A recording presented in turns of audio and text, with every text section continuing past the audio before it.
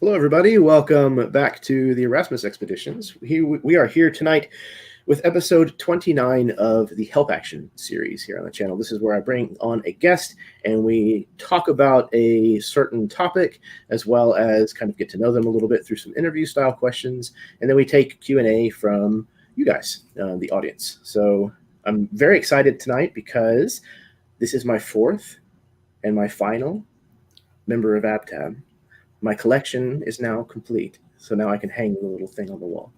No, no, James Carney of Tabletop Terrors fame and Absolute Tabletop fame. Thank you so much for coming on this evening to discuss game design. How's it going, everyone? I'm really so excited. I have learned recently, more recently than is reasonable, that it's my favorite thing ever to talk, just talk and talk and talk, and have people ask me questions and talk to other people about it. So I'm very excited to come on a show where that's what we're doing. So everybody strap in. Yeah, talking shop is always something that I've loved.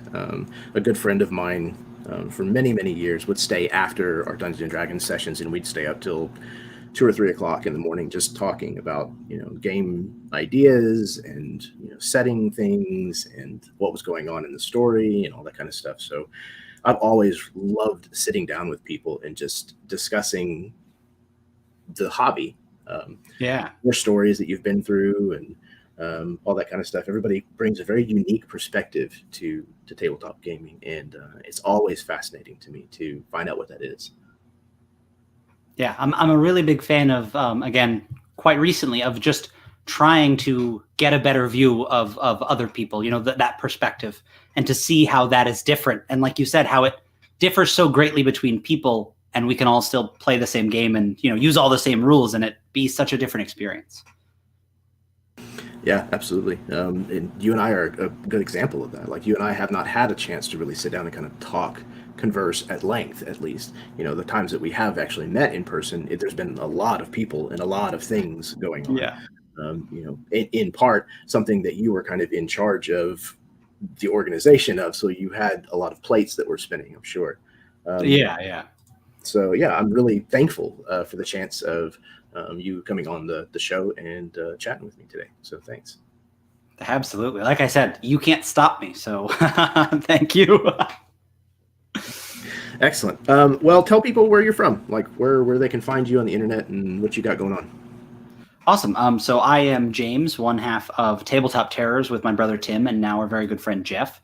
That's a YouTube channel, Tabletop Terrors. We also, the two of us, me and Tim, are part of Absolute Tabletop, as was mentioned, along with Barker and Matt Click. And you can find us at, I guess, the Absolute Tabletop Facebook group on Facebook is really the best place to find us, I think. Really, the community, that's where the community lives, and you can kind of find everything else from there. And then I suppose the other big thing I'll say is we have a Kickstarter on right now, in a sense. There is a Dragon Grin miniatures Kickstarter that Westphalia is doing. And of course, they're for Dragon Grin and everything. So definitely check that out. If possible, we can put a link where links belong, maybe. Yeah, so that's Tabletop Terrors, Absolute Tabletop, and miniatures on Kickstarter. That's where you can find us this week. Yeah, man, I just put in my pledge for that today because miniatures is definitely a huge part of the hobby for me, and the fact that you guys are producing some is fantastic. So I can't wait to get some of those. I have to say, we are just as excited as everyone else. Like, this isn't necessarily something that we've had yet, if that makes sense, right? Like, it's new for us too. So it is very cool. Maybe we'll get used to that, but I'm so excited to have little miniatures of our stuff, and I'm so happy that other people might be excited too. Dude, absolutely. I totally understand. I've talked about it on the show before, but like, my love of miniatures in terrain goes back to playing with action figures in play sets whenever I was a kid. I grew up in the era of G.I. Joe and Thundercats and Ninja Turtles, He-Man. So like, action figures were like the staple of my childhood growing up. So playing with miniatures and terrain is very much that same note for me as a person. It's very nostalgic. Yeah. So I can only imagine what seeing your intellectual property brought to life in a miniature format would feel like. It's got to be awesome. Yeah, I'm excited to paint them, but I'm so not excited to not be able to do them justice. I'm like, I can't wait to see the most beautifully painted one. There's a really good one on the Kickstarter page, to be honest. But I'm just so excited to see them all so beautifully painted. Yeah, man, absolutely. I'm gonna mod one of mine for an upcoming campaign. Oh, yes. The commander, I think he's got like a crest. Okay, yeah. Which one that is? I'm sure that it is. Yeah, I'm like off the top of my head, we could look, but I'm pretty sure it's the commander, probably. Yeah, but I'm running a Greek and Roman campaign coming up, and so that'll fit really well. I'll just take some big green stuff and extend that to make it look like a big horsehair, like crest. So yeah. Oh, that's cool. That's gonna be great. Can't wait to see the pictures of that. Awesome. All right. So I guess let's go ahead and kick things off. One of the first questions that I always like to ask is, when and where did you find the hobby? How did you get into this weird like gaming thing? Okay. So actually, I was going to mention I'm going to do a slight prequel, right? You've invited me on, so now you're stuck with this. We're going to do a prequel, and then I'll get to your question. I wanted to say that one of the first times I ever found myself making a game, before I knew that games on tabletops existed. I don't know what age I was, but I don't know, say 12 to 13 maybe. But it was we had Bionicle, the Lego Bionicle and the masks, and at some point we had like a couple D6s lying around from other various board games. And I remember sitting down with like a little computer paper and my mechanical pencil. And I say that because writing on the page, I remember like kind of making up rules like, oh, these are the stats and stuff. And then thinking, wait, I don't know what I'm doing. And I kind of like really got in my own head. And suddenly the very thin lines on the paper just felt like, what am I doing? This is so stupid. Like I suddenly felt like, I don't know. It was a ridiculous feeling, right? Because I should have just made a game and played it. But I feel like I realize now that a lot of getting to love game design was realizing that nobody else had anything that I didn't, right? Nobody's read some secret book that's being kept from me with all the secrets in it. So that's like where I before I knew games existed, I wanted to play games. You know what I mean? Before I knew those games, I was like, yeah, no, this is great. I'll sit here and roll dice about this, But like when I really got into it, I just always had an interest in it. I would see the books and stuff. I had a vague idea of what it was. And my brother Tim, actually, he's a little older than I am. We lived in the same house, and he got some of the books and played with his friends. And I basically begged him that I could just sit in the room and watch them play. And like literally, I mean, I just begged him. I wore him down, if I remember correctly. And it was like, only if you sit over there and you don't make a sound and you don't do anything, you don't like, he just didn't want his little brother in there with his friends, He was a teenager at the time. I was a little younger. But I just loved everything about what the game was. So I very slowly, I read all the books. Like I would sneak in his room. We weren't allowed to go in his room, but I would sneak in his room and read the books. And finally, like years later, after I made my first character, he took me and my other brothers to like a Living Greyhawk event. I don't know if you remember those, but it was like it was basically just you'd go and play D&D with a bunch of people, and it was a big event. It's like Adventurers League or whatever, that kind of stuff. And we went there, and there was a bunch of people, and we played D&D a little bit, and it was my first real look at what it could be. And even as like kind of not ideal that situation was, I was still like, oh, there's a map and there's minis and we're doing it. And so that's really where it started, is Tim introduced me, whether we played at some point, or I think Living Greyhawk might have been the first time I played. I was just hooked before I even knew the games existed, So I don't know. I guess that's where I got my start. Whatever the question was. Definitely the deep end of the pool. Yeah. Into an Adventure League style as your first official event. Man, that's nuts. That's awesome. And again, that's just one of the really cool things about getting to talk to people, is finding out how varied everybody's stories are about how they got into gaming and why it stuck. That's really cool. Yeah, the fact that you and your brother are both really super into it is something I am incredibly jealous of, because my brother and I grew up playing together, really close, and RPGs just aren't his thing. So it's not something we have in common, which is It's very sad for me, but Yeah, I have 3 brothers, and so 1 out of 3 is like, well, maybe that's about what the ratio is. You know, maybe other siblings you need for them to like RPGs. it might be what it is. That's funny. Cool. So yeah, man, that's a good story. It's not one that I have heard anybody talk about before, about how like a huge public event was their first trial by fire. In fact, to give people an idea of just sort of how bad it was, and I say bad, but like nobody knew, but we were playing an adventure and there was something we missed, but we had to bring a dagger to a lake. We had to literally, the dagger had to go in the lake was the thing. But we were at this point where there's like 8 of us around the table and the GM, and he's just like, okay, what do you do? Like, he's not giving us, he's not feeding us anything. He's expecting us to say, oh, we take the dagger to the lake. We understand, we get it. So much so that we were like stalled for a little while, maybe 30 minutes, just like, oh, what do we do? Can we go back here? Just like trying to figure out just whatever this riddle is. And there was not obvious that there was a riddle. It was just like, you do the next thing. What is it? You know what I mean? Like the GM was asking us. I say all that. He goes to the bathroom and a guy comes over and he goes, hey, I read that one. Just bring the dagger to the lake. Like, he just told us, like, this guy's like GMing himself into a corner. Like, just bring the dagger to the lake and have the final fight. So that was the first like experience I had with the game, was like, and it was so much fun to be like, oh, I guess we got to bring the dagger to the lake. Let's do it. You know, I didn't even care. But that's the thing, though, is even sitting at a bad table occasionally will teach you something. Yeah. It teaches you, at the very least, what not to do. Absolutely. Yeah. So sometimes those are the best lessons. Yeah. And now there are so many ways to get better. You know what I mean? Like, we're literally here partly so that people can get better. And I'm like, those guys didn't know. They were just playing the game the way somebody taught them, you know? So, yeah. Yeah, for sure. Let's get to the question that Barker threw out, and we have a couple more in the chat already. So this one, Barker from Ignite, Inspire the Story, says, how do you find the perfect mechanic to fit the tone and feeling that you're going for? So this is not going to be a satisfying answer, Barker. I'm very sorry.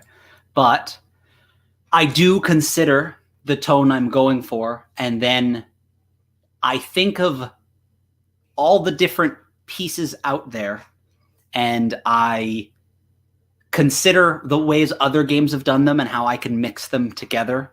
I have some vague examples, which I think will make it make more sense. But Barker, what I would love for you to do is, if you can give me an example of a tone or feel you're going for, and we'll see how that goes, right? That could not give me at all what I'm looking for. I think that I might be able to go, oh, I would do this. You know, I want like, you tell me what you want your players to feel. We'll wrap one out real quick. I don't know why I decided to say it that way. But basically, there are different ways you can change the numbers and different things you can use that feel a specific way to me. For example, a deck of cards that you have to take all of them from before you reshuffle, versus a deck of cards where you can reshuffle at any time or they go back in, right? 2 very different things. One of them is like, no, every event will happen. And one of them is more random and you know, it's just, they're so, even though they're the same device, one slight little change makes it so different. And you pair all of those to go, oh, if you're going through the wild and you're starving. For example, if I want my players to forage and make it like, if I want to make that a part of the game, I don't come up with a bunch of plants and make roll tables and have people roll on them. I go, well, what does it feel like? Well, when it's easy to find plants, you do well. And when it's hard to find plants, you don't do as well. To make your players feel like they're in the desert, you need to have previously brought them somewhere and had them, roll and like, oh, I got I'm trying not to explain but I think you can see what I mean. The idea is you have to know all the things you can do in the games, and then it's kind of easy to find it. And that's why it's not really the most satisfying of answers, I think. Okay. Yeah.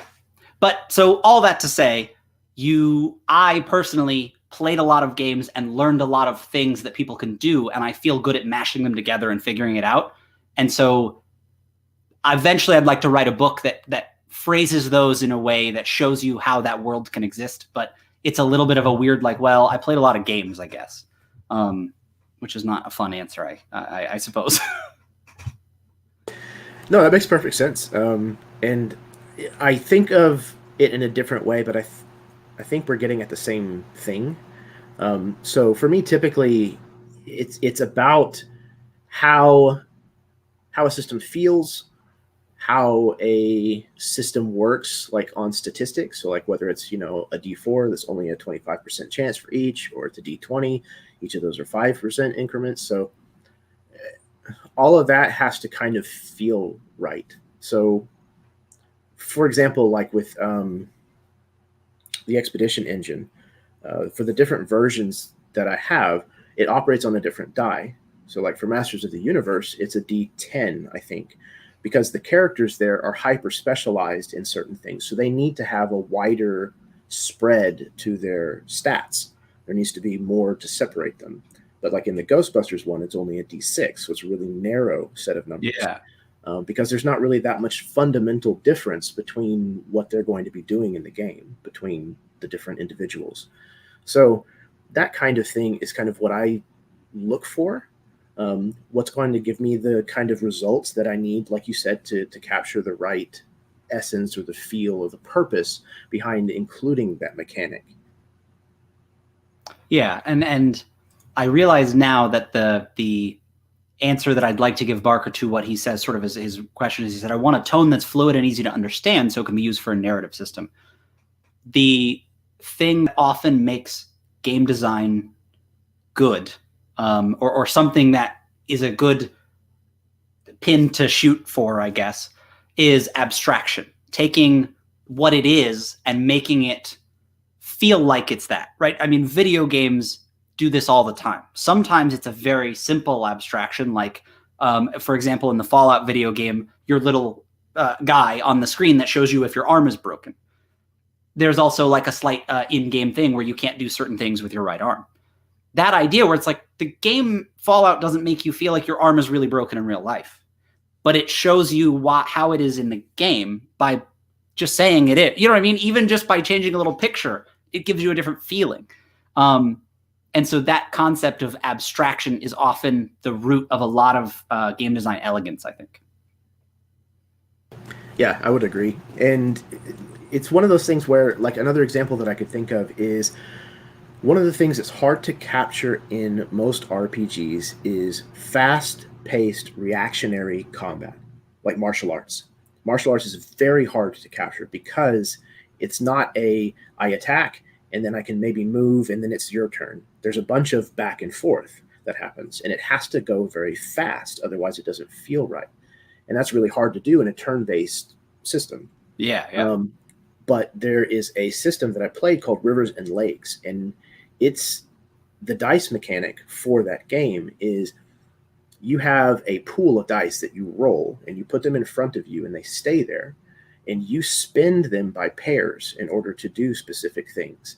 And your spent pair has to compare to the other person's spent pair, and it just keeps moving. And so it's very fast until everybody's out of dice for their dice pool. And then the scene has a chance to change. You can then go out onto the roof or, you know, out into the street or what have you. And then you re-roll your dice and you do it all over again. So it very much captured that fast-paced reactionary combat that needs to take place for martial arts. And I've never seen it in any other game. So I think it's very much like you said, it has to do something to you, like metaphysically. Like if it's a fast moving mechanic, that's going to get you excited, you know, that's going to get you amped up and moving quickly. If it's a fast mechanic and it resolves easily, you're going to take your turns quicker, so your decisions are going to be more less thought out, and things like that. But I think that's the key for me, at least, is finding that kind of sweet spot of the mechanic that accomplishes the conflict resolution, but more importantly, it captures the style of what you're going for. Yeah, and if it's okay, I don't know how this works, right? But I'd love to talk about for a minute what that game did and how it achieved it as a good example of potentially what Barker's asking about. Is that okay that we spend some time on that? Or okay, please.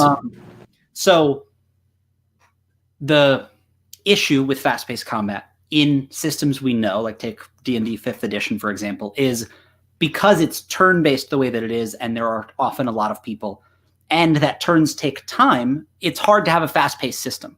Imagine if you just replaced all the things in D&D with martial arts things, it wouldn't feel any better. It would feel like D&D that was worse, right? So what they've done, and it's funny because a lot of game design is similar to programming, where an example of an optimization is when in D&D 5th edition, people roll their initiative beforehand. You just need the number filled in. By doing it beforehand, when everybody's not relying on each other, you save time. That makes it go faster. Even though it's not in the rules that you need to do this part quickly for it to feel right, by way of it existing and not getting in the way, it feels a specific way. So what they did in that game is exactly what you described. You roll it out, you have all of them, and because you kind of set the scene first, and I imagine you quickly explain the rules, and I believe I've read them once, but for example, you then very quickly see theirs and they very quickly see yours, and you start to maybe strategize, but it's very fast-paced. Now you're thinking fast-paced, and the game is quick, so you do that and you do that. You could play the game slowly, but the rules push you to play it quickly. It's like it's not up to you.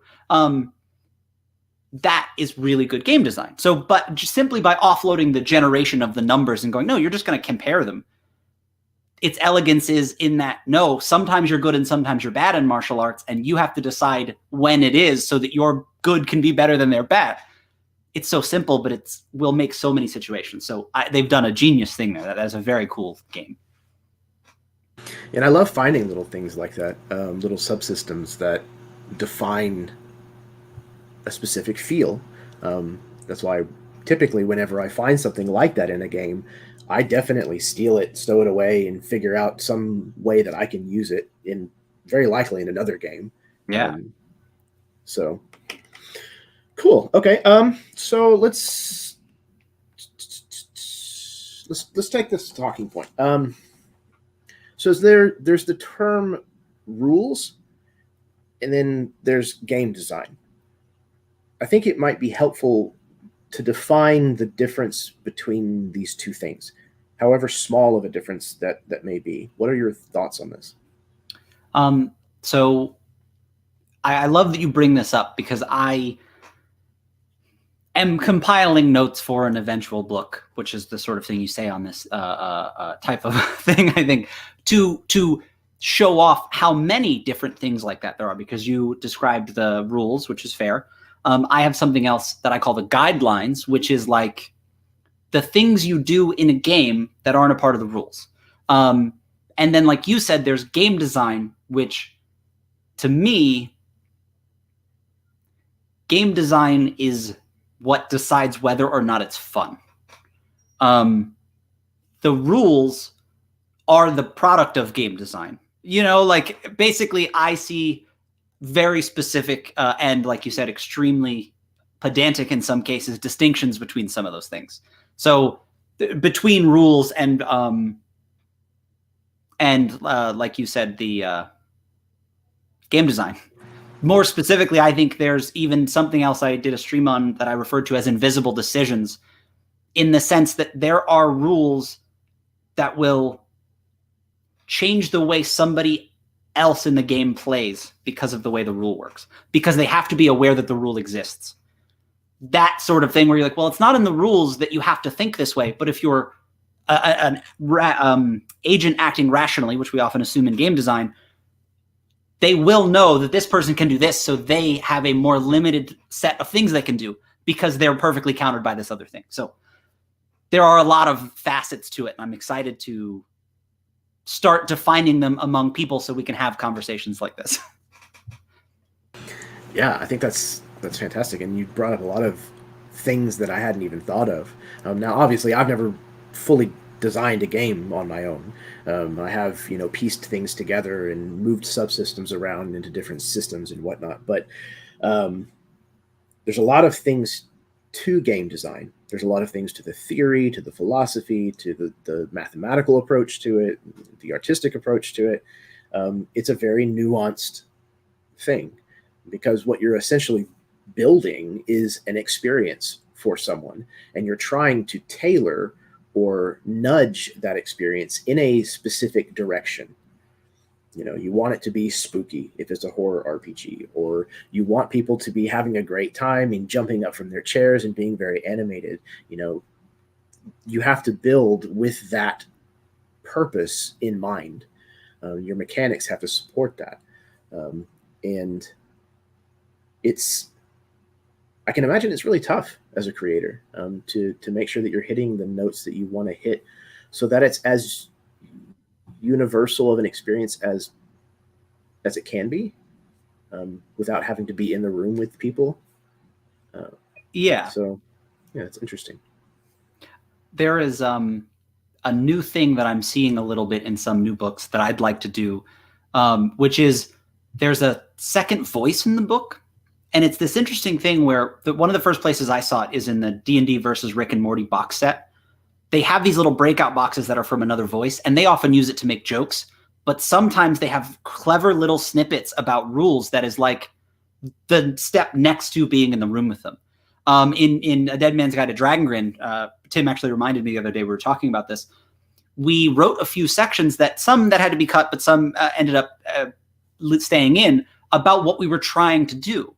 Because as important as the roll tables and the rules and the mechanics is, hey, this is what we were going for. Here's the spirit of what we were trying to do. Consider that when you're going, oh, we forgot to do this thing. What do I do? Oh, well, I know what they were going for. So, well, I can just sort of polyfill it on the fly and go, oh, this will be fine. We'll figure it out. I'll email them, whatever, yeah. So there are a lot of tools to help that along, because I feel like so often people are a little too slave to rules.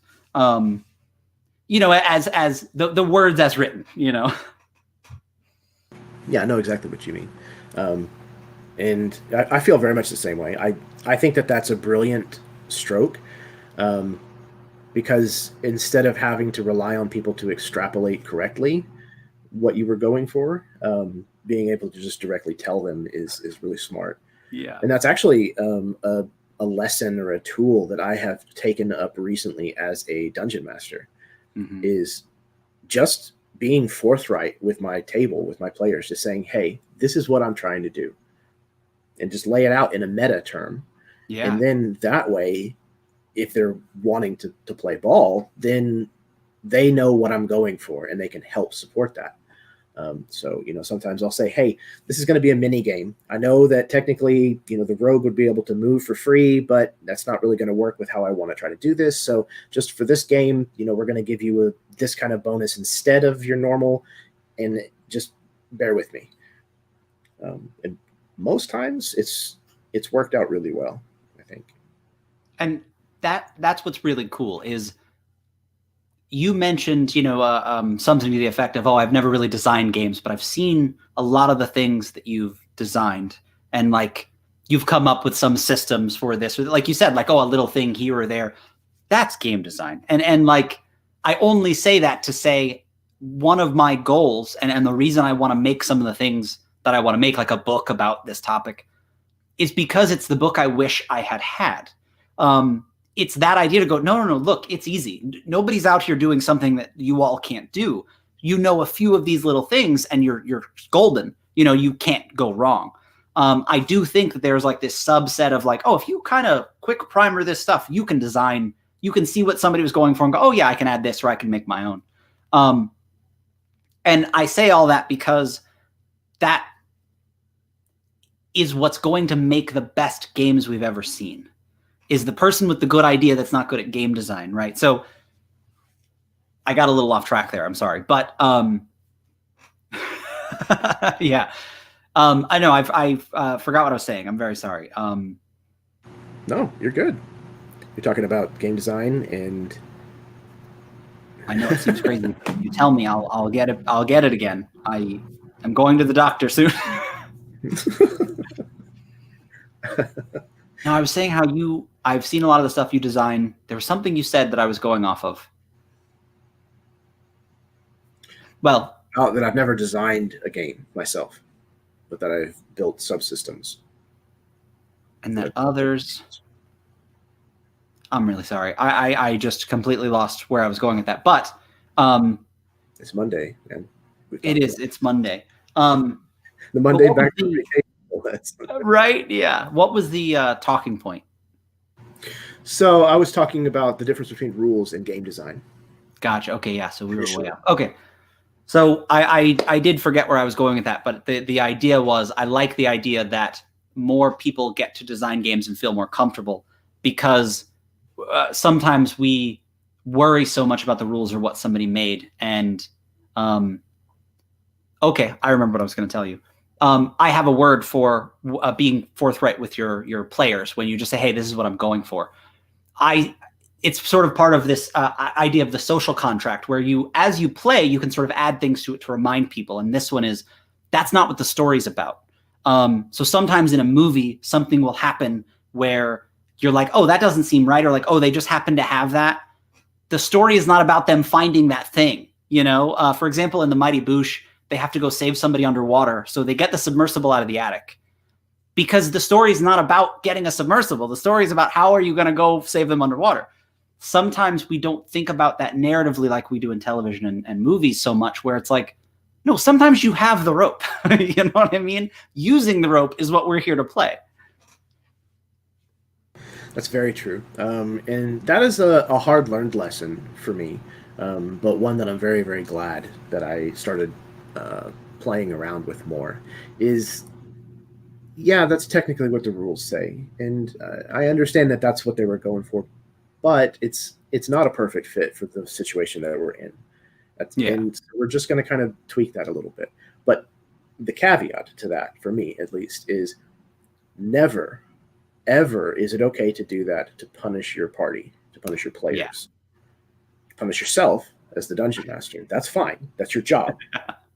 But you should only be bending the rules in ways that favor them or favor the narrative that you're all telling in the story of the table. Yeah. Yeah. I think it's funny. It makes sense that you ask your players, right? Because that is the polite and nice thing to do. But I just want to put a point on the fact that when a mini game pops up in a video game, we're stuck with it. So we do it. The hacking mini game in BioShock, I like it a little bit. But you know what I mean? Like, it's just a mini game. Eventually, I think we're going to see more. And sometimes we call them subsystems and stuff. But that we are like, no, use your chase character sheet. You have this much run. You know what I mean? Like, I think it's going to get a little bit more like that, where you're like, no, we're using this cool chase system this week.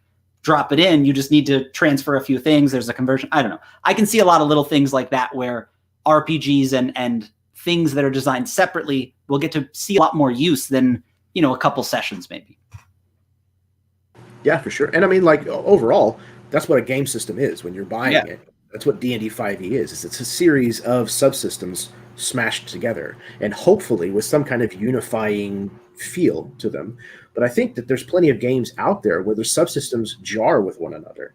Yeah. And it's very, very, very obvious. And in my opinion, that's poor game design. It has nothing to do with the rules. The rule sets themselves may be fantastic, but putting them together in a way that doesn't really fit or work, then I think that's poor game design. Yeah, absolutely. Excellent. So we have a question from your brother. He says, what are some of the most common mistakes you see made with game design? Probably the biggest, like absolute biggest one I see is somebody decides like what they want the rule to be before they know what it's doing. This can work. Like it's like an advanced thing. It's like, as long as you know what you're doing, this is fine. But if you're at the beginning and you go, oh man, I want cards in my game. I'm like, whoa. That's cool. And a lot of games can have cards, right? So you might get lucky and cards will totally. But if you're trying to make an RPG that's more like what we're used to, you're going to have to find out how cards fit into that. So deciding first that you want, it's like, there is a way to do that, but the way I see it done is often that, oh, I want people to roll a D10 in my game. And I'm like, well, that's cool. And again, some of them are generic enough that I'm like, well, you can fit that in somewhere, right? But it's not the place I would start, I suppose. Beyond that, not play testing it eventually. This is another thing that can be difficult to identify, but there's a point you get where when I'm designing a game, I'm like, okay, well, this could be probably one of three things, right? The stats could be 3, 4, or 5, maybe. And the resolution mechanic, maybe I have a chart of, well, success is 17 and higher, but maybe I want it 15 and higher, right? I sort of lay all these out, sort of a few permutations of a few rules. At that point, you play with them. You're at the point now where you're like, no, you have enough on paper that if you don't play it now, if you design anything else beyond this, you're in danger of making a mistake or designing something that relies on something else that you haven't decided yet. Like you eventually have to play the game, and probably a lot more than you think. You have to iterate on it, and that's probably the second biggest thing. Yeah, I think my answer would probably be organization of rules, especially if you're going to have a rules-heavy game system. Oh, yeah. You need to make certain that somebody can find that obscure rule quickly and efficiently. If you don't, and that happens too often, I'm putting that book away and probably not ever going back to it. Yeah. I'll figure out a different system that I like better. And I think that would probably be 5e for me if I wasn't already an avid 3rd edition player. And there's so much bleed over because their glossary is a mess. So it's so difficult to find the rule that you're looking for quickly. You can find it all, but it's very hard to do fast if you don't know it. And that's a turnoff for me. Absolutely. That illustrates something so perfectly. That is, even if a game is designed so well and it's elegant really when you know it, but the rule book isn't laid out well, it doesn't matter that the game is designed well. One of my favorite board games is a game called Race for the Galaxy, and it's like a card game. It's a role selection card game for people that know what that means. But the important thing is the cards have all these like hieroglyphics on them, and there's this complicated reference. And once you know it, it's so easy and fluid and perfect. And I've just searched my whole life for the best way to teach this game because it's an amazing game and it's so cool and fluid and fast and dynamic. It's just a bear to teach people. They look at that and they're like, what? They just don't want anything to do with it. And it's like, no, what is that? Like you said, there's game design and there's rules. And we talked about there are these other things I'm identifying. I'm like, well, what is that? That's rules layout. I'm working on a few like game systems, and my plan is to release the rules in a few different formats, because sometimes you want the reference and sometimes you want the book, but so often we get an RPG book and it's all mashed together. Yeah, there was a game that a friend of mine tried to get our table to play, and it's, well, there's no chance that this person's ever going to see this, but it's called Outbreak. Okay. Dead Rising, something like that. It's called Outbreak. It's a tabletop role-playing game. Yeah, it's an RPG, and it's a zombie-themed game.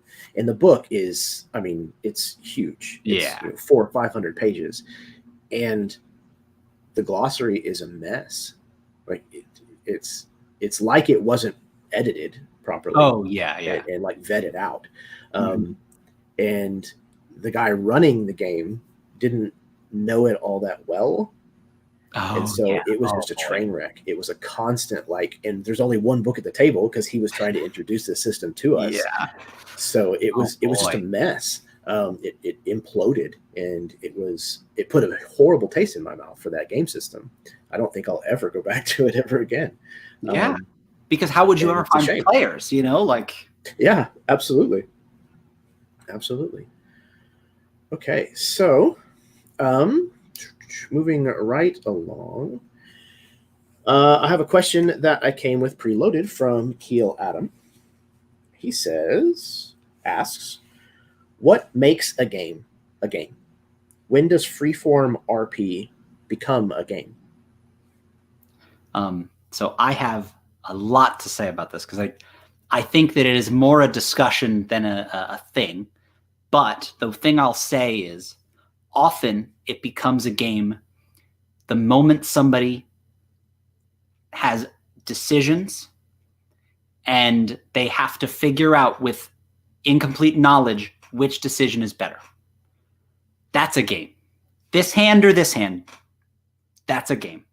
I think that at that moment, because that requires some part of the world to exist, like a state, like HP on a character sheet. It requires something to exist for you to go, well, if I look at the numbers or consider the situation, what are we doing? I just think at that point, as soon as you're keeping track, and even that, I'm like, well, I can see caveats and things. It's so hard to pin down, but that's like kind of my discussion starter right now, Yeah, I mean, I think a game happens anytime that people agree on certain parameters and the goal is to have fun. So, like you said, if it's a game of freeze tag, all that is literally just people chasing one another and touching. But there's, one or two rules that you need to abide by. Everybody agrees on them, and the goal is to have a good time. And now it's a game. So I think that's probably the most simple way that I could think to put it. Yeah. And I want to do a thing, right, where I've recently gotten into the habit of pointing out how so many things are games. Often conversations are a type of game. The only difference being, in this case, a game in the sense of game theory, in that maybe the goal isn't fun, but there are rules, but you usually don't read them first. And specifically, I bring that up because so many things are like a game. So much so that I'm sure Cassie's gotten sick of me saying, like, oh, you have to play the game in this way or that way. Like, consider that society works because we all agree on certain things. You know what I mean? Like, to some degree, it's all fiction. And as soon as you realize that it's all made up and that it's just those agreements between a lot of people that are making it happen, you realize, oh, a game is just life fake. You know what I mean? Like, it's a very weird, slight distinction, but that idea that it's all made up. So it's so much more freeing for me to make something, a game, when I'm like, oh, well, it's all little games. I'm just making one we're doing for fun. Absolutely. And to the second point of Keel's question, when does freeform RPG become a game? Like, I played a lot of games in theater in high school and in college that were nothing but freeform RP. Yeah. And they were games. The contest was, whether or not you could break someone else, or, whether or not, you could, last longer than anybody else, whatever, or just to hone your skill. Sometimes the point of the game was just doing that. So I don't think that there necessarily has to be a distinction between freeform RPG and a game. Yeah, and I absolutely see what you mean. I love the examples you used, because those are really cool games, because did you talk about the game? Like, you didn't decide the rules, right? It was just you guys were doing it and you tried to make each other laugh, right? Sometimes if we were playing it at a party, that's typically what it was. Yeah. Okay. But yeah. These were even games that we played in class, and they were literally exercises that, there was a purpose, and it was laid out ahead of time. It was, you're going to be given an object and a place and, a type of relationship, and you're going to act out a scene and you need to last for, a minute and a half. And then, we'll give you 10 seconds to discuss it, and then you're going to go. Just I things could like not that. be happier that you laid it out so clearly, because I'm like, that's a fun game. That sounds like a fun game. That's really cool. It's it'll make you used to having to think on your feet. Yeah, that's for sure. And that's why I brought that up, because I wasn't sure, because like my brothers and I, we play that game all the time, but we don't talk about it. We just realize nobody's supposed to be laughing, and then we start to try to do things. That's a game, I'm like, but I will say to the second part of Keel's question, just because I really don't like feeling like I left a question unanswered. I think it becomes something beyond freeform RP when somebody says, no, you can't do that, because I think that as soon as, even if it's the GM, not in a bad way, but it becomes a game as soon as somebody goes, well, you know what? I think something different, so we need to decide what to agree on, So I think that's when it graduates. And again, it's more a discussion than an answer for sure, Keel. So I'll be on something or have you on something and we'll talk about it. Well, as if he were still here, we have another question from Keel. I'm so we have several, actually. So the next one that I have from him is, have you toyed with a design that intentionally separates mechanics from setting?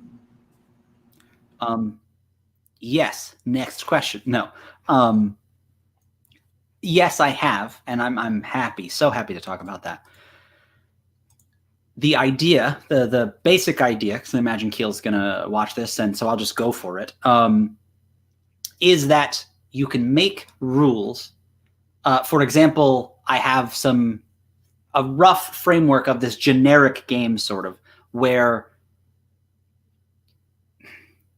it's very difficult to explain, and I'm trying to consider which part to say. But the idea is I have something, right? And so imagine a little bit of an RPG where I know what you're going to roll to succeed, and I know what the stats will be, and I know kind of how the characters will work and how the combat works in a sense, And a lot of it needs to be play tested, for example.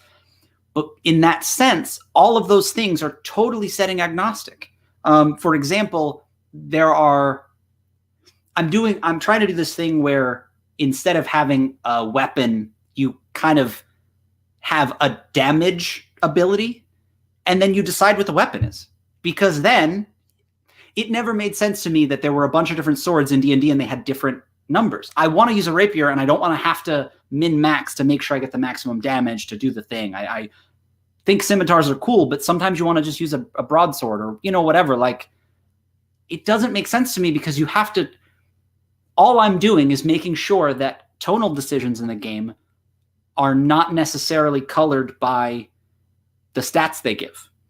So much of the game is that way, where what I've done is I have this sort of basic set of rules, and then I'm going to extend it. I have I'm very happy to say, I'm so proud of the stupid cheesy name, but it's the City of Always Summer, and it's going to be sort of this silly fantasy kind of tongue-in-cheek, just like there's going to be electricity, but there's still going to be horse-drawn carriages, like just this weird mishmash.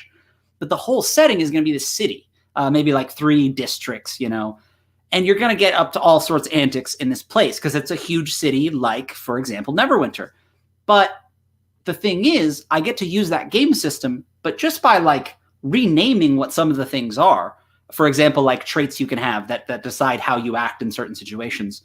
You just change it from saying like cowardly to some funny joke. The rules haven't changed, but the rule book changed so much. So basically, I'm having great success with that, Keel, and it is very exciting. And the idea is just you have rules that can be used by anything, and then you extend them to add the rules that need to be added to the playset. And then you have something that's so tonally specific, like a game like Spire, if you've played it. Then let's play D&D 5th edition /horror or /underwater or /fantasy. It's like the goal is for it to be so tonally specific by making sure the rules are totally separate. That's interesting because because I'm not a game designer by nature, I almost always look at it in a very different light. To me, I'm never looking for a way to separate mechanic from setting because I'm always looking for a mechanic that better illustrates the setting that I'm trying to get across. So that's an interesting angle. It's not one that I really thought of before. And it makes perfect sense from, especially from a business point of view, where you're trying to make something as marketable, as acceptable to as a wide of an audience as possible. Having something that is system agnostic should absolutely be the goal. Yeah, and to speak to that a little bit, the end goal actually, and would be to probably give the sort of generic playset away for free, because what it allows us to do is because I totally see what you mean, but what it allows us to do is by taking something and making it generic to then build on it, I think what it will allow for is more tonally specific things, because if you're playing this playset, it's so deep rooted. The goal though is, because those can be so small sometimes, like have such a small surface area in a sense, where if it's just one big city, while I do think you could have infinite adventures there, right? That is such a specific tone that you need a lot of them. And so the goal would be to make it so easy for people to take this generic rule set and go, oh, well, I want there to be a survival aspect and a this, and it's going to take place in a desert. And they basically let someone else do the game design and then kind of a little bit plug and play, go, oh, well, you know, I like this armor system. I'm going to make armor class, or I want a soak style armor system, or, you know, I want all manner of things, you know. You just kind of switch them out so that you can make what you tonally want. So it's kind of backing up so that I can do more what you want. Sure, absolutely, and making it more modular. Yes, like you said, exactly. where you can take things piecemeal and likely get the experience that you're looking for. Yeah, that's a really cool angle. I like that. Okay, we're going to keep right on trucking with Keel's questions here. We've got two more. Sounds great. I'm here for it, man. You've touched on this just a little bit now. What game design or adjacent projects are you both working on? So I am currently working on the those what I'm referring to as play sets. There's the Always Summer one. There's one I'm calling the horse game that's going to be fantasy expansion colonialism style story. And then I actually started, just because my fiance, or I guess wife at this point, Cassie, she is really into nature and like knows a lot about animals and insects and stuff. And so it occurred to me, we did a stream the other day where we just sort of brainstormed, but her perspective on that sort of stuff and my ability to go, oh, well, I see how somebody would use that in a game, has made us like, we're just brainstorming monsters, different. I keep saying monsters, but really creatures. And the goal is to make these creatures that live in your world, not necessarily as something for your players to hit with a sword, but like, oh no, you know, this specific thing, they tan their hide and they do this, you know, we're adding something to your world that, will change the tone of it. You know, like you can have a city in this area or a small settlement that crops up because they keep this specific type of livestock, and illustrating how that interacts with this other part of the biome and how if all of them died, that would be bad. It's almost like these giving you creatures to fill your world with that are fantasy, but not high fantasy, where they're still really cool, but it's like, oh, it's still a bird, but it's a bird that has, you know, a razor wing that pokes out to cut trees down, but tends to attack people and will cut you right up. It's just like, no, that's realistic enough. You know, there are birds like that. It takes inspiration from real life. So a few different things like that. We're probably going to put some of those together and maybe release them as part of something just for fun, because it's like, well, she'll sketch it real quick and we'll throw some cool stuff and like see what people think of it. So, and then, I mean, all the stuff. We have Kickstarter and we have, you know, we talked about that. We talked about the Kickstarter a lot. So guys, Kickstart. They know what I mean. Yeah, a lot of fires. You got your pokers and a lot of different fires. That's for sure. You guys stay busy. It's not on purpose. Like this Kickstarter that Westfalia is doing, it's not a bad thing, but they were like, yeah, we want to do it. And we're like, cool. And they're like, okay, we want to do it like now. Like they were just like, so, because they do miniature Kickstarters, you know, and we've been working with them to sculpt, but it's like, it's not, we stay busy, but it's not necessarily on purpose, but there are some things you can't pass up. You know what I mean? Like it's just, so yes, I say all that just to say that we do stay busy, but boy, is it like, we're always like, oh man, if only we'll just take a break real quick. Oh, there's a Kickstarter, you know? So not that I'm complaining. No, I 100% understand that from a game schedule standpoint. Oh, yeah. There's just too many good games that are being run, and I literally had to stop and set myself a hard limit of literally a numerical value. I can't play in any more than this. Doesn't matter who asks or how enticing it is, I have to stop here. That's it. Yeah. And yeah, it's it sucks sometimes. Um, cool. As far as game design or adjacent projects that I have going on, again, not really much in the game design department, but I have the Sunderhearth project that's taking place here on the channel with Steve Fillmore. It's a collaborative, improvised, live world building Awesome. That's stream. cool. And we've done one episode a month all of this year. So it'll wrap in December of this year. In each episode, we invite a guest on, a different guest each episode, and we have a specific topic of the world that we're focusing on. Focus is a loose term. Yeah. But so that's been going really well, and I'm really excited to finally finish that up so that I can hopefully then start running games in it. Really excited to start kind of doing that. Other than that, I finally settled on the one shot that I'm going to run next month. So I've got that kind of cooking in the back. It's going to be a Dark Crystal themed one shot. So I'm really happy to start doing that. I have a campaign that is unofficially going to be running sometime early in the next year. It'll be a mini campaign. It's going to run on Jake Norman's Twitch channel, a mini terrain domain. So awesome. Oh man, he has so many good things on there. And then I have a Greek Roman campaign that's gearing up here at home for my home group, but it's probably at least another 6 months away. So I don't have to worry about that yet. So, right? Yeah. You're like not even thinking about that. I'm building stuff for it and painting miniatures and whatnot as I can, but I'm not doing anything for the campaign design yet. So, okay, last question from Keel. What is your favorite game of all time? Any medium. What is your favorite game that you've discovered this year? Oh man. So all time is hard because I'm the guy that when somebody asks me a question like that, I have 5 questions. So the thing is, I'm going to specify because it would be different, right? So the game that I would want to always be able to play, like Desert Island game, we'll say, would be that game I mentioned, Race for the Galaxy.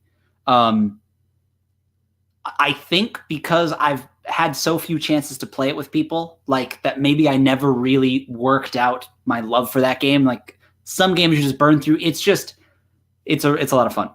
So that would have to be it. But my favorite video game, no. I have a lot of different favorite games, but I probably, you know what I mean? You know how that is when somebody asks your favorite, but yeah. This year, man, that's hard because a lot of good games came out this year. But this is like almost unfair, but that game Hades came out this year, and that game is very, very, very good design. The company that made it, Supergiant Games, I think they just hit their 10th anniversary. They've been cranking out amazing games for such a long time, and Hades is just another good one. In fact, I hope to do a stream about some of the cool things Hades does to make it such a good game, because it's a 10-year game. I don't know if that makes sense. You know what I mean? But I'm like, they've done this a lot. They know what they're doing. They absolutely killed it. And so it's so good. He's not going to want to hear that because he already knows that game is good. That's awesome. My favorite game of all time, RPG, man. Right? Like, that's not a fair question. It's tough. I mean, like a lot of people balk, but it's Dungeons and Dragons. You know, whatever iteration I happen to be playing, that's what my brain thinks in. That's my home language, if you will. And so, anytime that I'm thinking about ideas or mechanics, that's the first filter that it goes through. And it's definitely what I play the most, what I'm the most comfortable with. And I like a lot of different systems for different reasons, different game systems, different settings and stuff. So it just depends. Favorite game of all time, video game? Probably the Halo franchise, I would have to say. Okay, which one? the Halo Halo franchise, right? I know, right? Like, come on, no, hey, Halo Reach was the best, hands yeah, down, in my opinion. Being able to play my own Spartan. Yeah, right. Like that's an extra. Absolutely. Yeah. My favorite game that I've discovered this year, I'm going to cheat because we talked about this a little bit before we came on, but it's Assassin's Creed Odyssey. Like I mentioned, I'm building a Greek and Roman themed campaign, and so I picked that game up a little while ago, and I hadn't really touched it. I touched it a little bit, but it kind of turned me off early on. But I finally picked it up maybe about a month or so ago, and I've been playing it religiously ever since. And there's parts of the game that I don't like. There's parts of the game design that I'm not a fan of, but there's other parts that I could just sit and do for hours on end. Yeah. Sailing ships and ramming into each other and stuff. I could do that all day. So I would have to cheat and say that. My favorite video game of all time, I really just needed a second to think about it, was the Punisher video game on PlayStation 2. That's very specific. I know, because it was like this little weird game because you're the Punisher. It was so like satisfyingly awful. Like, not a bad game, but like you killed so many people so fast, Punisher style. Like there were buttons for like takedowns. Like it was the Punisher game that you always wanted. And then it was like the writing was weird, but not in a bad way. Deadpool shows up, like 5 different like Marvel people. You like do stuff, I think, with like Wolverine. There were 3 or 4, like maybe it was more like B-list, like Deadpool and a few other people, but it was such a fun system of like, yeah, I'm like dual wielding these things and I'm shoving grenades in people's mouths and kicking them downstairs. And just, it was like, so like you were the Punisher. The game had no difficulty. You just walked into rooms and people died. It was so satisfying to play. And I think because of the game design, but I hate telling people that because it was oh man, you killed a lot of people. But that makes sense. Yeah, exactly. Like, was designed to be a certain experience to make you feel like you were the Punisher, and it sounds like they executed, pun intended, they executed that well. That's awesome. I didn't even know that game existed. Right? Yeah. Okay, so going back to another talking point that I have here. So game design typically utilizes several subsystems, as we kind of talked about, working together to kind of form a cohesive experience. Most subsystems revolve around some form of conflict resolution, usually through a method of randomizing the outcome and modifying the results in some fashion or another. But another staple is, for many existing systems, is managing resources, whether it's hit points or spell slots or bennies or story points, reactor die, whatever. What are some examples of specific great subsystems that really stand out in your mind? I don't know if this counts, right? I suppose I would count this, but the usage die is one of my favorite. Right? Usage die, like absolute. The thing is, you can do so much with it, and I say that because the usage die, sort of as we know it, is you have your set of polyhedrals, and if you're at a d20, it steps down, and there are various permutations, right? If you roll a 1, it steps down, or under 10, or whatever. But you're sort of moving along this track of the different dice, and so your probability goes up. And just to explain for maybe people that don't know, right? But I say all that because equally there's a usage die where you have just a track that you fill up, right? You have 5 things, and every time you roll the d20 and it's under, it goes down. Maybe something else changes the die. You know what I mean? Maybe that's your supply level. So quickly you can see how that one little thing is like, no, there are implications here. You can use it. Is so far one of my favorite things to deal with supply, because you can use it in so many different ways to simulate so many little things and make managing supply a game that people want to play rather than a spreadsheet,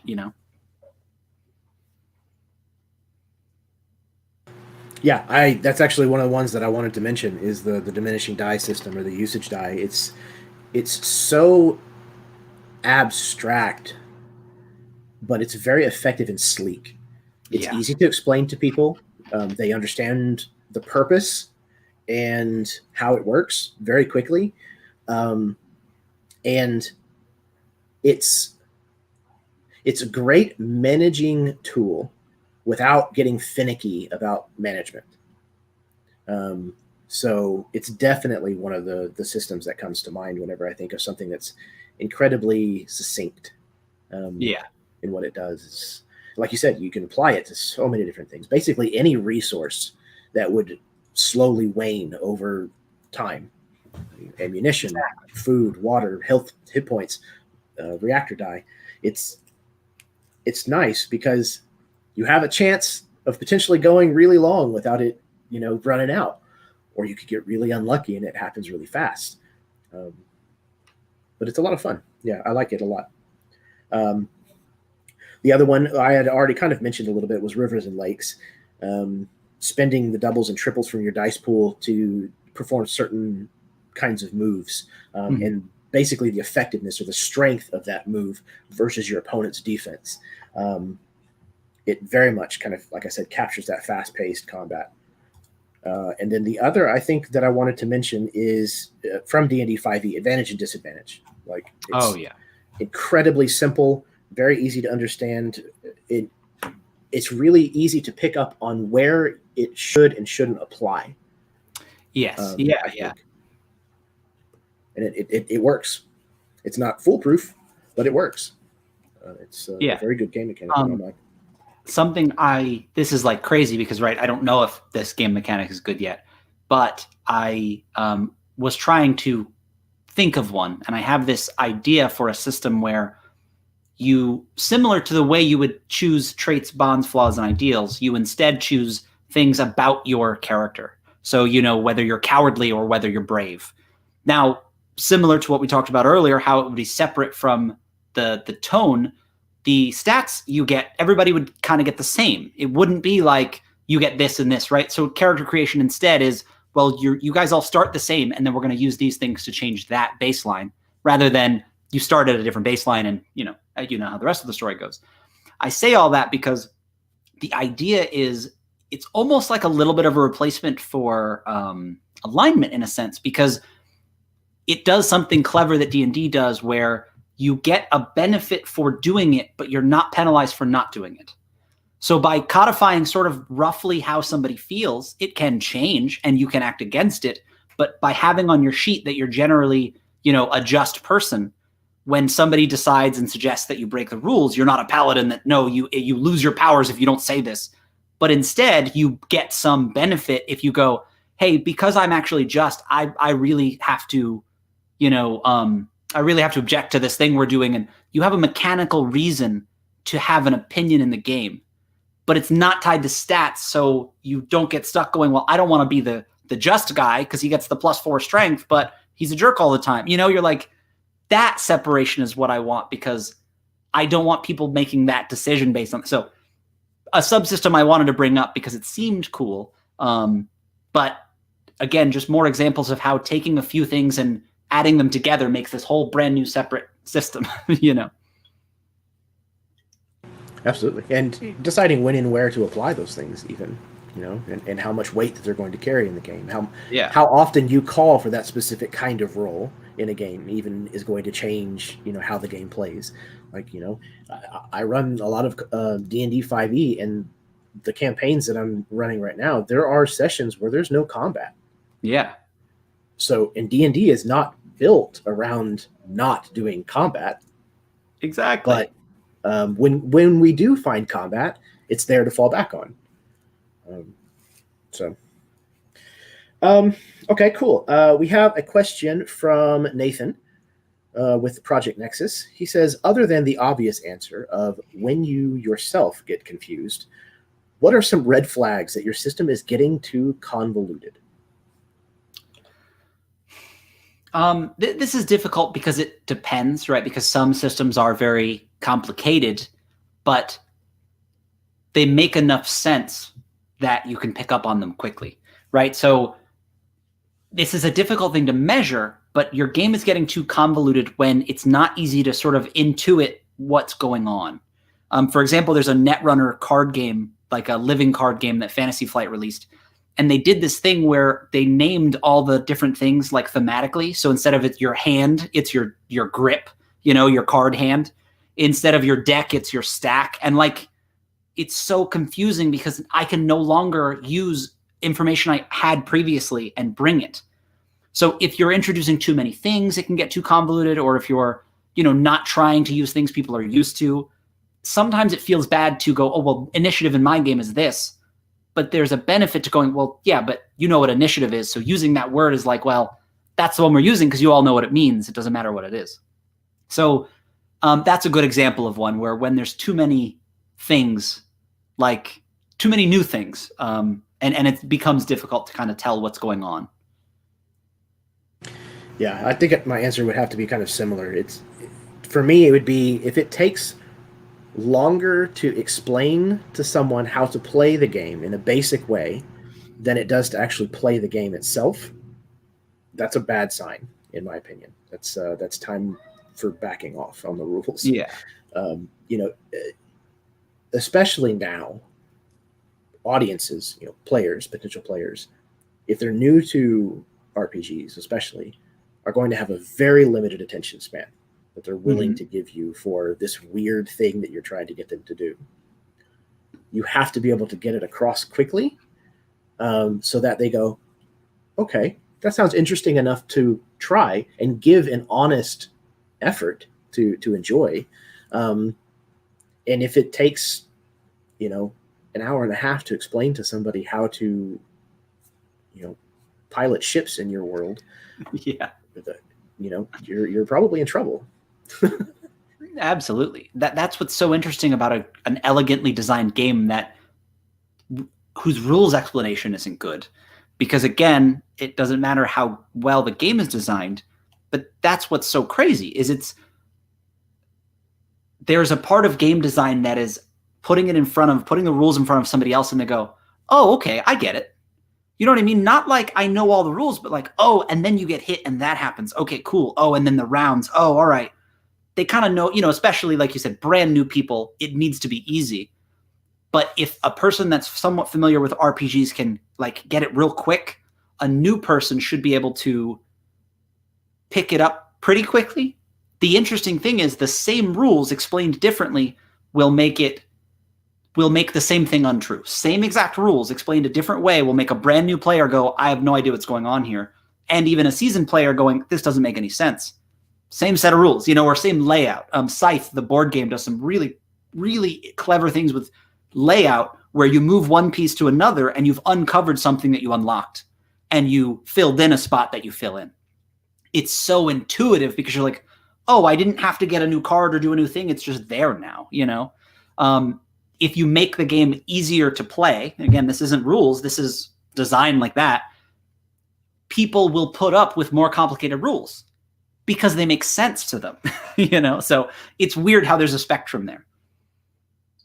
No, it absolutely does make sense. And to me, D&D 5e is the same way. A lot of people talk about 5e as being like a rules light system, and to me, it's not. By comparison to some that are out there, sure, absolutely. Yes. But if you're introducing someone to playing the game, it is not an easy thing to just pick up and go. But the basic core of the game, as somebody brought up that term, Ben Fisher, in the chat, the core of the game is very easy to pick up and very quick. So you can pick up just that basic part and start playing. And you don't have to worry about knowing the rest of the subsystems and all the little details. You can look all of that up as you go when it comes up. Most people that I know who play these games, that's how they learned how to play. That's how I learned how to play the best. Absolutely, yep. Stumbling my way through it until I finally understand the basics of what is going on. So, yeah, I think generally speaking, if you want more role-playing, you need less rules and vice versa. Well, and yes, always, but and I was going to say more specifically, I would just like to point out, because not even to say no to what you're saying, but to extend it a little further, D&D often expects combat because most of your abilities are combat abilities, right? If you came up with a conversation system and most of your abilities were conversation and we were doing combat all the time, I'd wonder what we were doing. But because D&D is people's home language, I love that you said that because I'm like, I think in D&D too, and I don't like it sometimes. But that's what I started playing, and I'm like, no, everything is like that. that concept is like, well, so many people that is true for. So it's like, well, we should lean into that to some degree. But, you know, it's like, yeah, it's weird how that works, I guess. Well, I mean, it's, again, you have to have an introduction somewhere. Yeah, exactly. And typically, you're always going to go back to your first love in your mind. Yeah. Everything else compares somehow, whether you want it to or not. Awesome. Okay, so moving right along, there's another question that I have, kind of more directed as an interview style thing. Computer programming is a skill set that you have, and what I'm kind of curious about is there anything that you've learned from that particular passion that transfers over to an RPG mindset? And does it affect your approach to game design itself? Yes to all of that. It is extremely similar, at least the way I think of game design. It is my paradigm for game design, right? So it's not the only way to think of it, but you can learn a lot about how games should work if you learn about not programming like the languages, because that is part of it. It's more what people call design patterns. And it's funny because in programming, there are these things called design patterns that aren't programming languages. They aren't the syntax. They are these separate things that are like a subsystem in an RPG where you go, oh, this is how we, for example, make your password into something that can't be reverse engineered, but we can still go forward, match it. And so you type in your password, it gets hashed, they call it, turns into this, sort of garbled up string. That's an algorithm that does that, right? The programming language allowed somebody to take the game in their head, the input and output of this algorithm, to spit that out. It's the same as a game. You know what I mean? Like it's like in those ways that there's a large subset of programming that is, no, if you know that those things, this system architecture, it maps directly to games because you have to be careful about what things can affect what other things. So it's more clear that you're like, oh no, I can remove this whole system and it doesn't hurt anything, because there are principles of design that are like programming that are so about, hey, be careful. Things should only have what they call a small surface area, or they should only be accessible by the things that absolutely need them. There's a lot of abstraction where like things should be as like as possible with only slight differences when you extend them. You know, you'll hear me even use some of the terms that they use because they're perfect. So there is so much of sort of computer architecture that goes into the way I think about game design. And both have allowed me to get better at both. So playing games, I think, has allowed me to get better at programming and vice versa for that reason. If you're interested in anything about programming, and this would be difficult, but if you read the what they call the SOLID principles, like an acronym,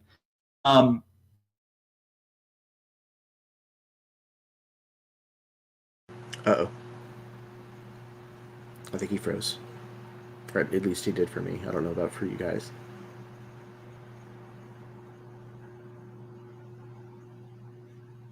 Oh no. Come back, James.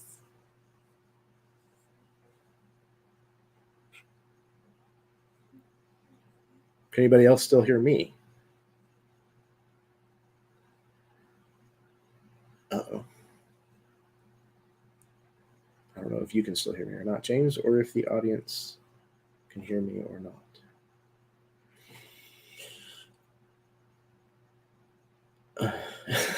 Parker says, send me the link. I'm in. Oh, no. Okay. So you guys can hear me. It was just him that froze up.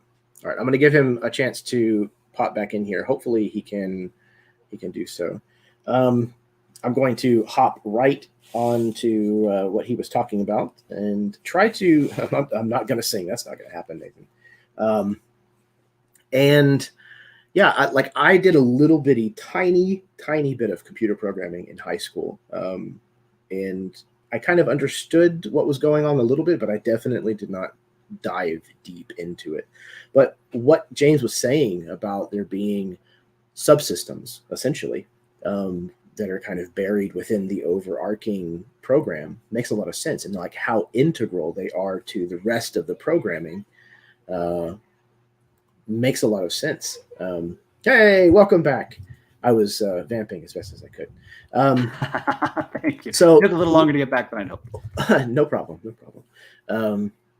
So what I was saying is, I think it makes a lot of sense as far as like the nested subsystems within kind of the overarching program itself, and how integral they are to the rest of what's written, so that you can pull them out or not fairly easily. That's something that I hadn't really thought of, but it makes a lot of sense whenever you describe that. Yeah, so it feels almost like a little bit of a cheat or a hack to constantly be designing systems to make sure somebody can sign up for something and then get a token and an SMS thing they need and something else, you know. So yeah, overall, it absolutely translates. And so I think I was saying that there are these things called the SOLID principles. SOLID is an acronym, and they're programming based, but you can see how they could start to apply to game design. Absolutely. Okay. So moving right along, one of the last questions that I had was, how do the theories that you use when building a game system translate into playing that same system? And maybe even more importantly, how does it affect when you're playing other systems? So the biggest problem with designing a game is you know how it's supposed to work, so it's so difficult to break it the way a normal person would. So it changes it a lot, because sometimes you do want to tell somebody what you were going for, and sometimes you don't. You know, sometimes you want to see if they pick it up, or sometimes you need to tell them, you know. So it definitely changes it in that way. And more than that, or rather to the second point of the question, playing games becomes very different, because now I look at every rule differently.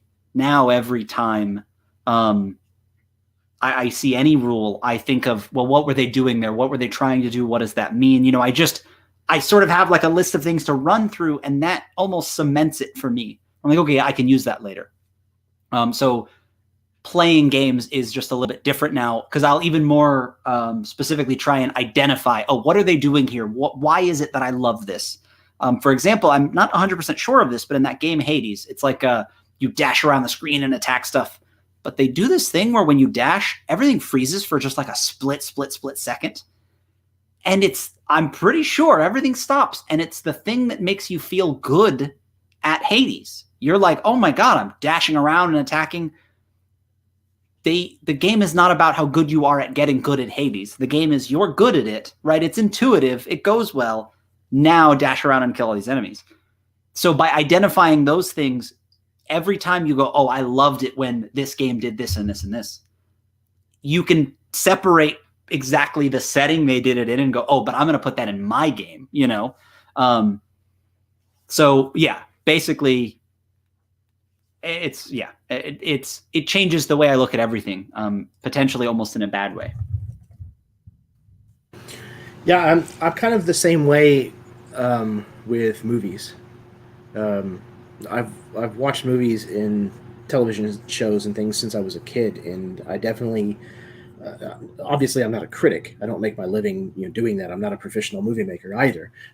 But I have a pretty rigid way that I judge movies, and only one of them is like their entertainment value and how much I enjoyed it just sitting down as an audience member. There's a second part of my brain that's constantly going while I'm watching it, and it's more on a technical side. Why did they choose this kind of lighting? Why did they pick this camera angle? Who wrote this dialogue? Those kinds of things that are constantly going on in my head from a more technical approach. And it does change the experience somehow. And I can imagine, that it would be similar for game design. Yeah, it's funny. I enjoy doing a very similar thing. One of my favorites is with reality shows. The production of reality shows is so interesting. The way they cut things together, the way they'll overdub something. I was watching a barbecue pitmaster competition on Netflix, and it's a lot of fun. And there are some production things that I'm not a big fan of. But something I realized is in one of the episodes, they're serving 50 first responders. But it's clear that when they filmed it, they didn't know who the people were going to be or that it changed because they did ADR to go over and go first responders. And it was like so bad. You know what I mean? Like, I'm like, you could have just had the host record a better, like just record her, have the whole line. So I feel very much the same way where once you start looking at it like that, it does change it. But sometimes it's almost like I'll watch a movie again just to watch that part of it, to just go, oh, what do the sets look like and stuff. So I'm so happy to hear, other people do that. That's so cool. Yeah, my wife and I geek out about it. We'll pause a movie and be like, "Where's that person from?" Like, yeah, we're so familiar. Where are they from? And like, we won't resume the movie until we figure it out. So we're definitely not popular people to watch movies with. It's funny. I suppose we don't watch movies with a lot of people, but we do that all the time where it's like we'll pause and talk about something, or like we were watching a show and it was like culminating in this big thing, but we hadn't watched it in a while, and we pause and we're like, whoa, so who's that guy? And we're just like, no, okay, yeah, all right, okay, wait, what happened to them? Oh yeah, you catch up. So I'm like, no, I want the experience to be the best. So 20-minute shows take 30 minutes for us to watch at least. That only starts once you've actually decided what you're going to watch. Exactly, right? You're like, yeah, no. So it's actually like a 2.5 hours. Yeah, totally different. Exactly. That's awesome. Okay, so there's a couple of other preloaded questions that I wanted to get to, things from some other people in the community. There are 3 questions from Caius Wallen. The first of which is there a clear cutoff between house rules and game design? If so, what? I don't really think that there is, because like we talked about earlier, it's sort of what everybody agrees to. It's funny because only in the case where the GM unflinchingly requires you bend to his will is there a distinction where if you're playing because somebody else said you had to, that's a house rule. Like, this is how we do it. We take our shoes off when we come in, it's like you're here for it, but you're like, no, it's just a cultural thing, whatever. But it's game design when all the players go, that is cool. And especially when they go, what if we did this too? And the GM says, yeah, sounds good. Like, it's not the distinction you would expect, but sometimes it's just a house rule. Maybe when you don't agree with it, it's a house rule. Yeah, that's a good distinction. It's not one that I would have ever considered, I don't think, because I would have had a very similar answer to what you started off with, which I don't know that there is one. Yeah. Like, if you implement a house rule, then you've just game designed. Exactly. It's a rule. Extent. Yeah, that's it. Yeah, absolutely. Okay, so let's see. His next question is, how many rules are too many? Similar to the question that we still have on the bottom of the screen from Nathan. Maybe that's the same answer even. It's interesting you find because yourself tripping over them. Yeah, exactly. It's like there's no such thing as too many rules because there is definitely a world where there's a small subsystem that you only use occasionally, but that is still very cool. So you keep it because the amount of rules in the book don't really have a bearing on how the game plays. There are ways to make it where even if there's a lot of rules, the rule book is short, or maybe there's a lot of permutations of things that can happen. So it's like there is definitely a clear metric of, okay, if you have a lot of rules, like if you look at it and go, wow, that's a lot of rules, maybe there's a problem because you don't say that about most books. You go, oh yeah, okay, I kind of get it. If you're looking at it and seriously feel like you don't want to give it to somebody else and tell them to read it, that may be too many rules. But there's kind of no game somebody won't learn all the rules to and play. So as much as you may not find a broad audience, I don't really think there's any such thing as too many rules because somebody's going to learn them all, Yeah, I think it's very much kind of a personal question. It's, yeah. A better way to phrase it might be, how many rules are too many for you? Exactly. There are certain games that I'm willing to learn the rules more because I enjoy playing it more hours or what have you. It becomes worth it to me to sit down and learn what I don't know about it, especially over an extended period of time. But if I sit down even with a simple game, and it just doesn't catch me, then maybe that's too many rules even. Yeah, exactly. You're like, I could have done without this. Yeah, exactly. So yeah, it's very, very much a subjective answer, I would think. Okay, so the third and final question from Caius is it necessary to play test rules before publishing? If so, how much?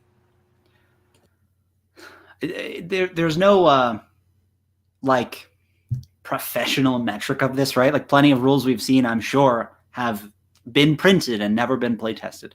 I think that it is definitely a self thing, but I think that things should be play tested ridiculously. I mean, to an amount that's probably unfair to say you should do it.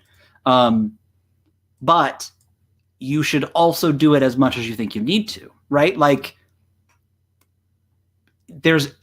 if you design a game well, and that is a whole can of worms in itself, you shouldn't run into any cases where extended play, like when you hit the 20-hour mark of play testing, that suddenly you find some big issue. So it's the sort of thing where as long as you play test all of it and make sure you're playing it to play and not to just to see how often you succeed, as long as it's fun, you can be publishing it. Now, again, there's no rule, right? It's sort of, but for me, I'm like, I don't want to release something that I don't have fun playing. You know, we often say we make what we'd use, and I don't think it would be difficult to churn out card games with fun art on a Kickstarter and make a tidy couple grand and fulfill it and walk away. But where's the fun in that? You know what I mean? Like, no, I want to make a game that I enjoy. So, yeah, I don't know. Yeah, I mean, again, I haven't published anything, so I don't really speak from any kind of experience with that whatsoever. But to me, what would make sense is that you've play tested every subsystem at the very least. Yeah. And how they all work together. You need to be replicating the situation that you expect for your game to exist in.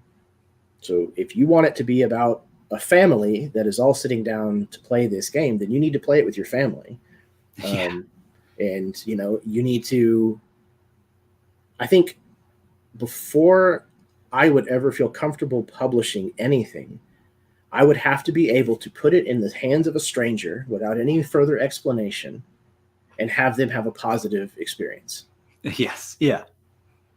I think that would probably be the hardest lined metric that I could think of. Yeah. And I think the concept of the iterative process is really what makes things so good, right? We're on the 5th edition of D&D, and that just screams, you know, how the iteration of that got us to where we are. We're not playing the first one. Some people are. Some people love that. There's nothing wrong with that. But most people are playing the 5th one, you know, and then if there's a 6th one, I think that just as it has been, most people, the idea is it will get better if you play it. And if you never play it, it will only ever be, yeah, it's like you don't have to play test it. But if you want it to be good, you ought to. That's a fair answer. The more something is in somebody else's hands, the better it's going to be tested. Yeah. I mean, you know, because they're going to be covering, you're talking about the ground that, I don't know, 1,000 people can cover as opposed to just one, or 1,000 tables of people can cover. So they're going to play every single combination of race and class, and you know they're going to test all of your feats that and how they work with like racial abilities and whatever the design of your game is. They're going to be testing it and pushing it to its limits way faster than you could. Exactly. And I think Wizards did a brilliant thing whenever they launched D&D 5th edition as D&D Next. And they released the basic rules and said, play test them and send us your feedback. Mm-hmm. And then they went in and they distilled a hell of a game system out of it. And I think that's what got them there, is that iteration. I did actually forget that they did that, but it's the game it is because of that. So it's like, Absolutely. Well, just look at that when you decide if you want to play it, you know, not to say that they were suggesting not to, right? But, right. But that's definitely a good way to look at it. Yeah. Yep. Okay, excellent. So I've got two more preloaded questions. Both of them are from Scott Ools.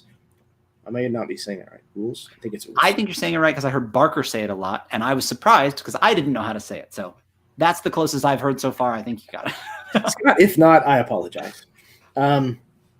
He asks two questions. The first of which is, do you sleep with a pad of paper next to your bed so you can snap awake and write all the game thoughts that come to you in your sleep? This is the sort of thing you shouldn't tell people, but I lay awake at night convincing myself my ideas are not good enough to write down because I don't want to do it. Often what will happen is I will be lying there in bed, and I don't have a pad of paper next to me because I don't want to turn the light on. But I have my phone, and I often will just type emails to myself. So basically, but what happens is I wake up and I go, or not wake up, or often I'm lying there like going to sleep. If you don't think about game design while you're going to sleep and instead think of your bills or your groceries or something, you're wasting your time. I design all my best games lying in bed trying to fall asleep. Like it's the coolest thing ever. I say all that to say that I have definitely laid there thinking, nope, it's not good enough. There's something bad about it. There's something wrong. And then finally going, and then typing on my phone. And it's such a pain. Like I should just go get on a computer, but I just can't bring myself to do it. So, really the answer nobody wants to hear. No, but I ought to. No, that is the answer I wanted to hear. Yeah. Because, I feel a lot better because I do the same thing. No, I don't keep a pad of paper next to my bed, but like James said, I have my phone and I have a note-taking app on my phone that I use a lot. And in addition to that, I will also email myself sometimes if that seems faster or whatever in my brain. Yeah. I don't typically wake up and have ideas to jot down. So, No. It is mostly while I'm trying to fall asleep that I will have this, stroke of genius, and I'm like, I have to get this out of my brain right now because if I sleep, I'm going to completely lose it. It's gone forever now. Yeah. So yes and no, Scott, would have to be my answer. Yeah, right? Yeah. Excellent. Okay, so he's got one more question. Do you believe in the GNS game design triangle? The G for gamism, win, lose, and combat. The N is for narrativism or drama, such as story and things like that. And the S is simulation, mimicking reality. And if you do, why or why not? So I'm not very familiar with the whole thing. But based on the rundown you've given me, let me say first that I love things like that as the way one person sees it. Not to say that you've done anything wrong, Scott, of course, but I would rather answer the question, how do you feel about this and how does it compare to what you usually use? Because I would absolutely not say that this is wrong. Those are definitely parts in a game. And it creates the ability to talk about games on sort of the same page if you're using the same triangle, right? Of that, the one thing I'll say is I don't think, for me, much of games is simulation. In the sense that, right, okay, so even immediately I'm like, well, it depends. Does simulation include abstraction, or is simulation the simulationists that we know, like, I'm writing down all my ammo, So I would say that those are three major parts of games, right? So I imagine that from a game design standpoint, the triangle is like, most things will be one of those things, right? Sort of trying to intuit some of the ideas. But for example, what we talked about earlier, where there's, I think, an equally valid theory, we'll call it, where there's the rules and then there's the way the rules are formatted, like we talked about, and there's the way you're supposed to play the game and the spirit of the game, where this is not in contrast to the triangle necessarily. It is just another thing to have a different conversation about games. So basically, I'm going to look into that because I'm always curious what somebody else thinks about game design. Because more than anything, I imagine it will serve as one more way for me to look at games rather than what maybe some people's instinct would be to go and, I don't think that's right. I'm like, well, to that person, it makes perfect sense or they wouldn't have written it potentially. So now I'm curious about what it is. But yeah, I mean, it's not something that I've ever heard of either. I've never heard it quantified like that before. yeah, And I don't really, again, I don't tend to think of game design as a separate entity much, anyways. But when I do think about it, it's definitely not that rigid yeah, of a thought process. But I mean, again, kind of taking it back to acting, there's all kinds of different methods of approaching acting. There's the Stanislavski method, and there's the what is the other one called? I just had a complete brain fart. Method acting. I almost made a joke about that because you mentioned that they were called methods, and I thought, I'm sure one of them isn't method. The method. It is. Method. Yeah, method acting is if your character is supposed to walk with a limp, you put a rock in your shoe. Okay. You're not having to pretend at all. You're Yeah. literally putting yourself in that situation. It's when somebody goes way deep into character, like Jim Carrey and Andy Kaufman. Yeah. There's no distinction between individuals anymore. So it's an approach to acting, but I think it's the same way with game design. I think it's more about what gets you to your end goal. Mm-hmm. And if that works for you, then that's awesome. Absolutely use the hell out of it. But there's a lot of different other approaches, and I think they're just as valid. Exactly. I love calling it an approach. That's a great way because you can approach it in this way or that way various times on different days if you want, So yeah, that's really cool. Excellent, man. Well, that's all that I brought to the table. So yeah, I think we're gonna start kind of wrap things up here. First of all, thank you so much, James, for deciding that you were going to come on and have this discussion with me this evening. It's been a lot of fun, and I've enjoyed kind of chit-chatting with you. Yeah, this has been great fun. This is really cool. Like I said, I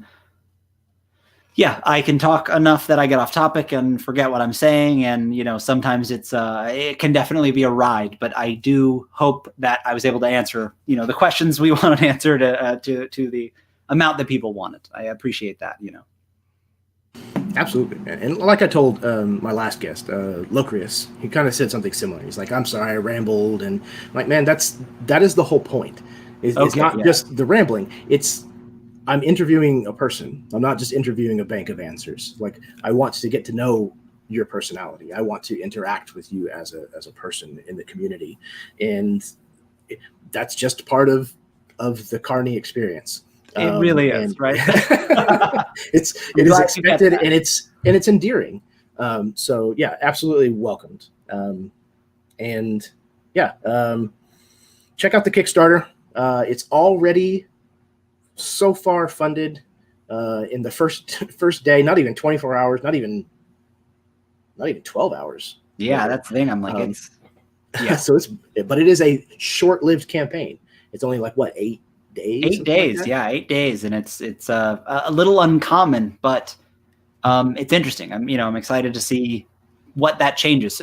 Same thing from a game design standpoint, right? Well, what's the difference between 8 days and 30 days? I'm like, well, let's find out. Everything's a game, man. Absolutely, and they're smashing miniatures. I cannot wait to get a hold of some of them. Oh, they look so cool. I can't even believe it. If you like miniatures and if you like what AbTab does, then please do go check out their Kickstarter. You don't have long, so do it quickly. Yeah, definitely please come to the Absolute Tabletop official group on Facebook. It is a fantastic community of people where all kinds of wonderful games and interesting conversations and just all kinds of supportive and creative people hang out. Honestly, it's kind of an anomaly on Facebook. But it's a welcomed one all the same. Cool. Is there anything else that you'd like to plug or mention or anything like that before we call it a night? I don't think so. I sometimes tweet ridiculous things at Imagine It Better. I guess is the thing that I'm not as used to saying, but if people want to hear the ridiculous things I think of and throw out into the ether, that's where I'm at. But no, other than that, this has been so much fun. Back the Kickstarter. Yeah, it's like you said, we're keeping ourselves busy and we've got a lot of fun stuff planned, and I'm excited. Me too, man. I've been with you guys since the beginning, and I'm not going anywhere anytime soon. So That's great, man. That's awesome. excellent. Speaking not going anywhere anytime soon, if you liked what you saw, hit the like button, subscribe, all that kind of stuff. We're still so very close to hitting 400 subscribers on the channel. I'm hoping to be able to hit that by the end of the year, but things have kind of stalled. So hopefully we can make it. If not, whatever. Anything else? Oh, yes. Next month, my guest for the show will be Keel Adam. I just confirmed that earlier last week, and we're going to be discussing world building. So I'm really excited to welcome him onto the show and do that. And can't think of anything else. So yeah.